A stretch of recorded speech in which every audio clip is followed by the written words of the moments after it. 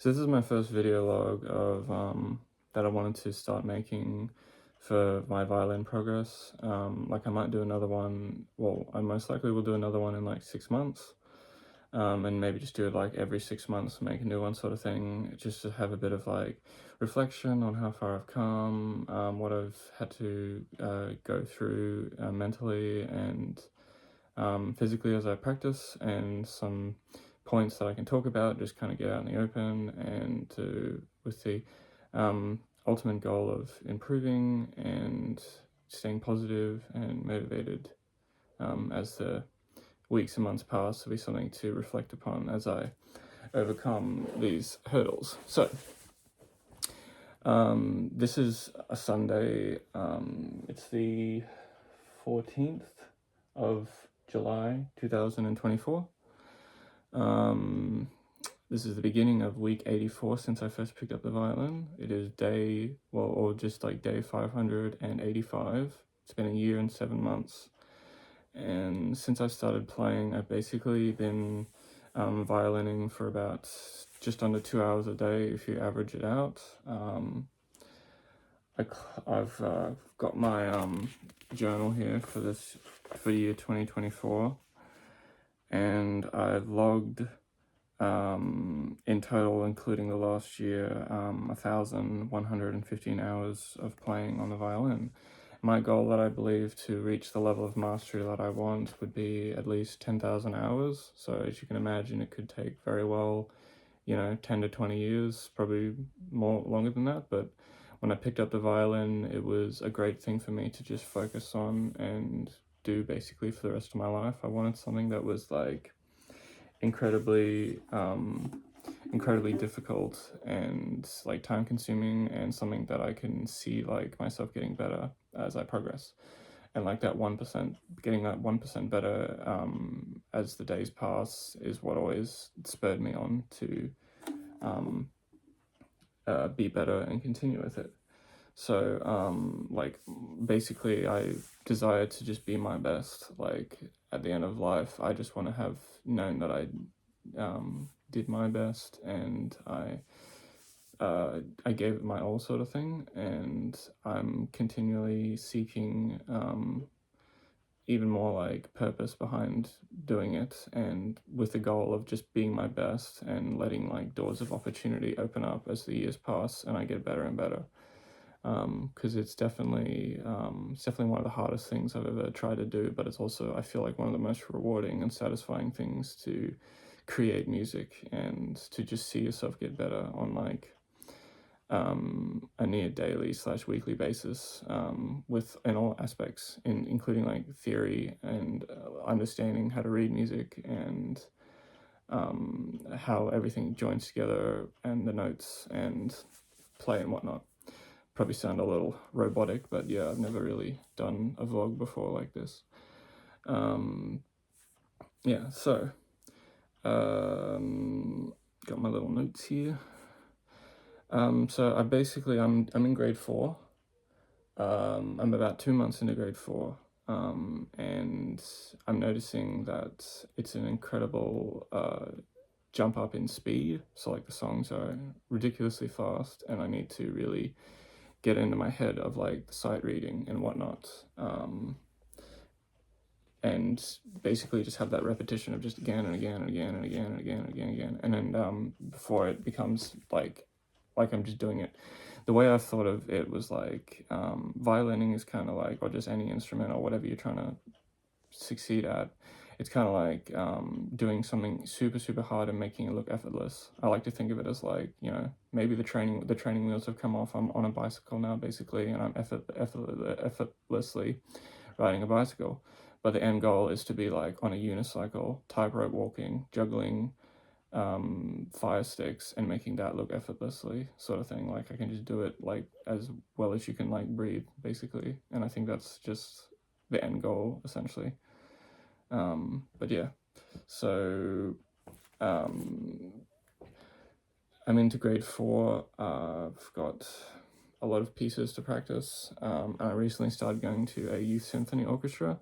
I've done that 6 times, and that's quite challenging.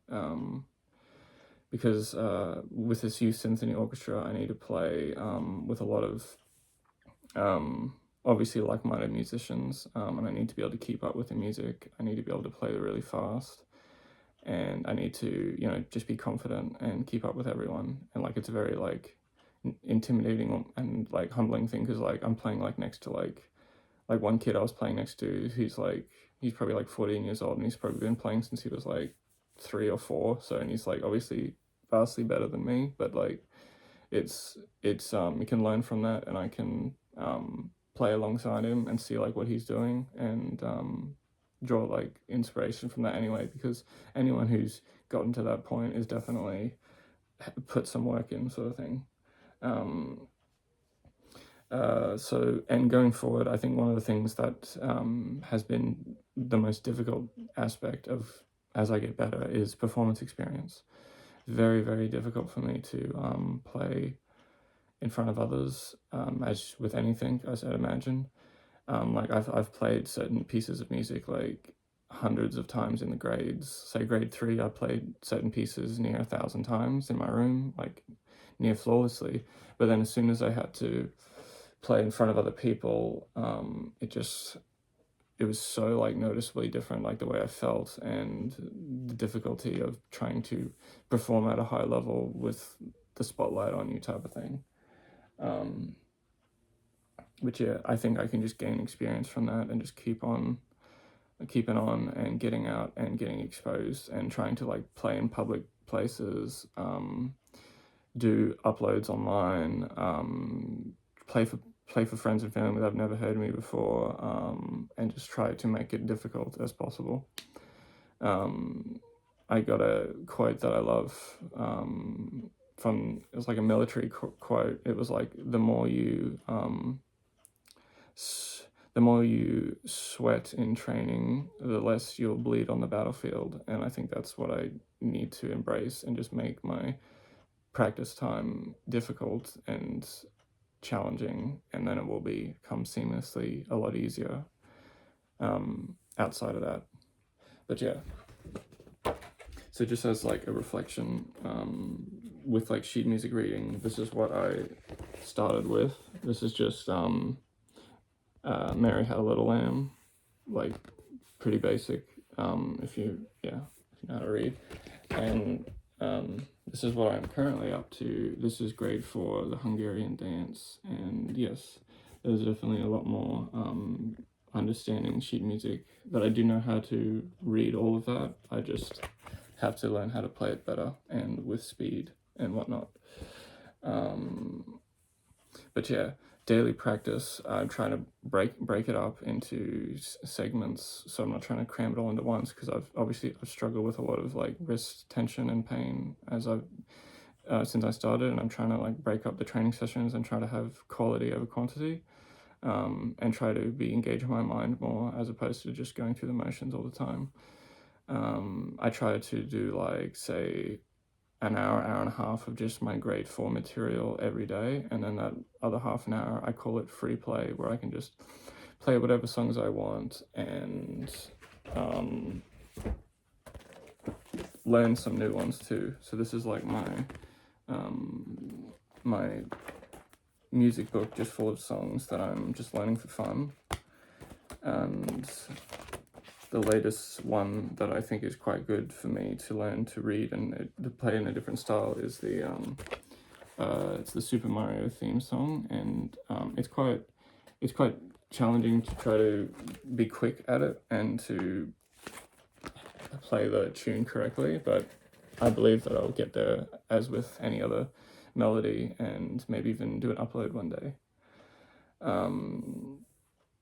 But yeah, I think it's so much of just a mental thing of just believing in what I'm doing, I suppose, and knowing and trying to visualize what it means to me and what it will do for me as the years pass, and like my self-esteem, and knowing that that is something that I can work and strive towards, and work my day job with purpose, type of thing.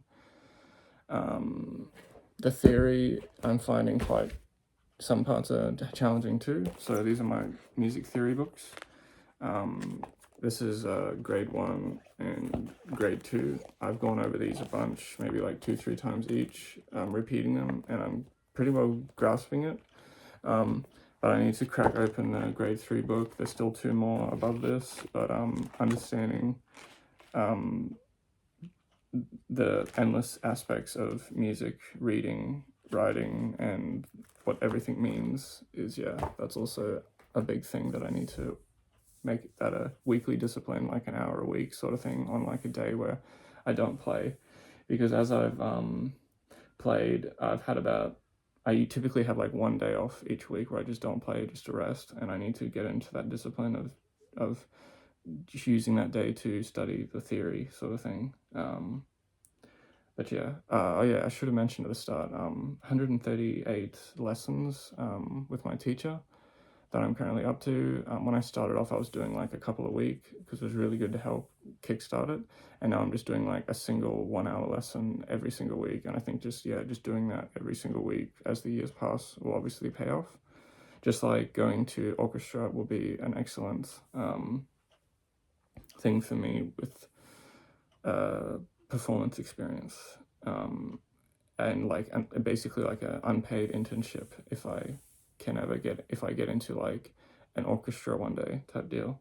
But I believe that I'm always wanting to dream big with the violin, because I believe that the more audacious, the more ridiculous your dreams are, that inspires great action, and great action will give you great results, and you'll even like smash little goals along the way. Even if you never get to the grandest thing you have in your mind, you'll still get close and you'll hit all these little goals along the way sort of thing. And take big action with that. And with my violin, probably should have brought this out earlier, but I still need to get rid of these. I probably shouldn't have them on after this long, but I just really want to have that foundation built in my mind where I know where my fingers need to be, and it's a really big mental hurdle to overcome to get rid of these. But hopefully in the next vlog I won't have those anymore. One thing I bought to help me try to overcome that is a VR headset, and basically I put my phone in here and I have the music scroll across the screen, so that way I am forced to not be able to see like where my fingers are on the fingerboard, and I can't see those stickers obviously, and I can just listen, and that will help instill belief in myself that I don't need to have those on there anymore. And I bought this a while back, which was amazing. It's like a tuner. And I just attach that to my violin, and whenever I'm practicing like scales and stuff, I'll have this just going 24/7. A lot of times I won't use it to see if I'm up to standard, and that really helps.